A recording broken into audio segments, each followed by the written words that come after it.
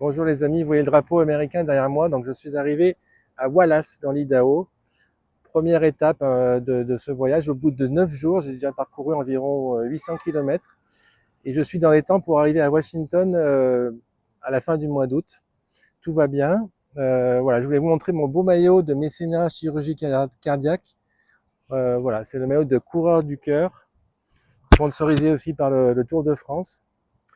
Voilà, je voulais vous dire que j'ai besoin de vous pour participer au projet, pour essayer de sauver le cœur d'un enfant. Faites un don, même un petit don de 10 euros, ça m'aidera beaucoup et je compte sur vous. Et sachez que le don est déductible d'impôt à hauteur de 75%. Allez, on se bat pour cet enfant. On va atteindre les 12 000 euros. On va réussir ce projet. Voilà, dans cette petite vidéo, vous allez voir le résumé de ces 9 premiers jours. Allez, bisous, ciao. Je suis parti de Seattle au Motel 6 le jeudi 30 mai. Alors au début, la piste cyclable est seule. Là, ça roule, les gars, hein. Impressionnant. Et très vite, les premières chutes sont arrivées dans le trafic. Pour la première journée, je devais faire 45 km et je me suis rendu chez Sarah et Sean, les amis de Michael et Corinne. Nous sommes allés voir le match de softball de leur fille de 6 ans, Rose, et ensuite nous avons mangé avec sa famille une super bonne pizza. Voilà, et on est remonté avec eux avec les vélos électriques fabriqués par la société où travaille Sarah. Donc dans leur garage, ils ont une tonne de vélos prototypes. C'est assez rigolo et leur maison, c'est dans un endroit absolument incroyable.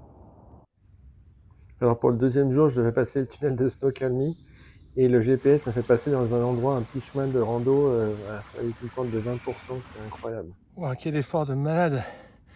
Je viens de faire 2 km dans la forêt par des pentes à 20% sur un chemin de rando. Oh my god, avec ce vélo là. Ouf. Eh ben, il faut le vouloir hein, pour. Ça se mérite de traverser les USA. Oh la vache. Ensuite, je suis arrivé dans la ville de Snoqualmie où il y a un musée sur l'ancienne ligne de chemin de fer. Et ensuite, j'ai commencé à prendre la Palos to Cascade Trail, qui est en fait sur des anciennes voies de chemin de fer et qui est absolument magnifique, avec un faux plat montant qui n'en finit plus, qui est très dur quand on n'a pas encore les jambes qui sont très très bonnes, mais qu'est-ce que c'était. Voilà, ici j'ai utilisé mon drone pour la première fois pour prendre un plan de loin de la nature qui est absolument magnifique. On entre dans le tunnel là, sous le col, le tunnel de Snoqualmie. Hello darkness, my old friends. I come to talk with you again.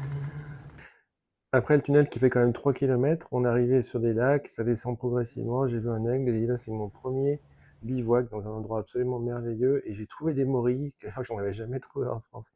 Voilà, le lendemain il faisait un peu gris, c'était pas une aussi belle journée, je me suis nourri avec de beurre de cacahuètes et j'ai trouvé un super resto, les gens sont très bienveillants. Voilà.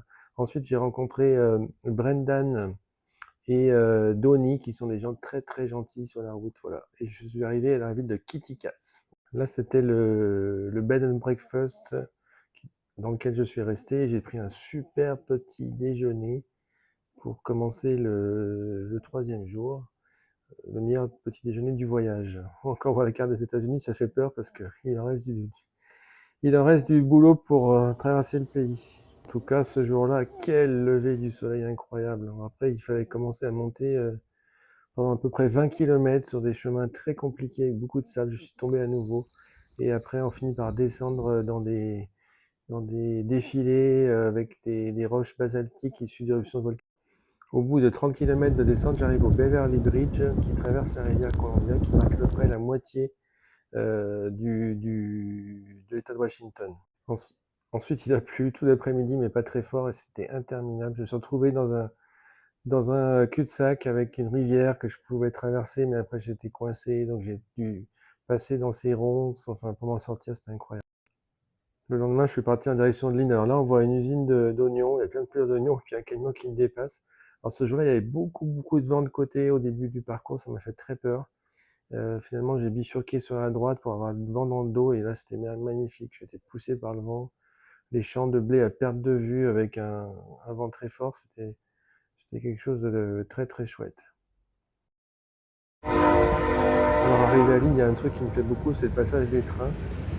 J'adore les sirènes des trains. Par contre, la ville est complètement sinistrée et tous les magasins ont fermé. Voilà, il y a une cliente en silicone qui reste un peu. J'ai voulu une glace, mais tout était fermé, il n'y en avait pas. Et voilà, c'est un peu la misère du pays, l'Amérique profonde, un peu sinistrée. Voilà, le train qui passe. Les trains, ils font 1 kilomètre de long, hein. C'est quelque chose de dingue. Et le soir, j'ai bivouaqué. Il y a eu un coucher de soleil, mais un truc de dingue. Voilà, et je remercie beaucoup Hidaya pour son livre Into the Wild qu'elle m'a acheté avant le voyage. Voilà. Le lendemain, je suis reparti sur l'ancienne voie de chemin de fer, les chemins tout cabossés, il y a plein de détours. Il faut passer par des champs, par des prés, ça c'était assez rigolo en fait, parce que faut contourner un pont qui était détruit, donc je suis passé au milieu des vaches, j'ai eu un peu peur qu'elles me chargent. Et là, on voit l'ancienne voie ferrée à droite et la nouvelle sur la gauche. Et sur l'ancienne, il y a plein de clous, de rivets de l'ancienne voie. Alors là, un serpent à sonnette qui m'a sifflé, je m'en suis rendu compte, j'ai failli lui rouler dessus, j'aurais pu me faire piquer, ça m'a fait un peu peur. Ouais. Il a un élan, c'est un jeune, mais alors quelle élégance quand il court dans les prés. J'ai rencontré cet oiseau, un pluvier, qui le dire, merci Anne pour la référence, qui voulait m'éloigner de son nid en me faisant croire qu'il était blessé. Voilà, le nid était posé au sol. Et je suis arrivé dans la ville de Saint John où j'ai dormi dans le parc. Et là, j'ai vu un loup qui a traversé la route, c'était un truc d'absolument dingue, en pleine journée. Petite pause sous un arbre magnifique pour appeler la famille. Je suis arrivé à Tikoa. J'ai rencontré John et aussi Shrek, là. Et John m'a amené à un magasin de vélo pour faire réparer mes pneus qui étaient complètement bousillés avec plein de crevaisons. Je suis rentré dans l'Idaho et dans la piste cyclable du Coeur d'Alene. C'était une réserve indienne. Et là, c'est absolument la plus belle piste cyclable que j'ai vue. J'ai trouvé un coin pour bivouaquer, absolument merveilleux. Alors, il y avait le bruit de la route au loin, mais alors les chants d'oiseaux, la nuit, le calme, le clapotis des vagues, c'était incroyable. Et au petit matin, il y avait le soleil à 5 heures du matin. Voilà, trop bien. Et je suis parti donc sur la piste cyclable.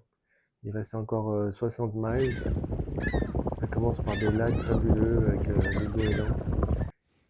À nouveau un élan, un adulte cette fois-ci, un moose. Voilà, et la rivière qui continue. Malheureusement, elle est très polluée parce qu'il y a eu une industrie minière auparavant et ça a tout flingué, quoi. Et le soir, j'ai fini par faire ma lessive parce que ça sentait pas très très bon. Voilà, je suis resté à l'hôtel Stardust. Vous voyez tout mon premier parcours des 9 premiers jours. Je suis quasiment à la frontière du Montana. Si vous voulez les liens pour suivre mon GPS, dites-le moi.